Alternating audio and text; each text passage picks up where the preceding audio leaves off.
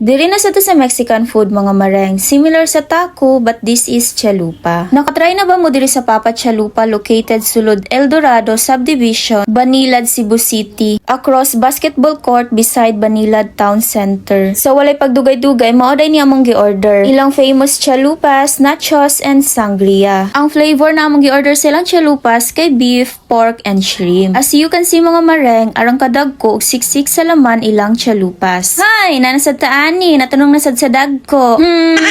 Kay naa man jud sa dagko ang sulit og lami. By the way, mareng, ilaha ding shrimp available lang Friday to Sunday only. Kung pangutanon ko niyo mareng, asa kong ganahan, syempre, siya shrimp yun ko, kay hangol man tag shrimp. Ang second ako is beef, maunay lang bestseller. Sorry pork, pang third jud ka.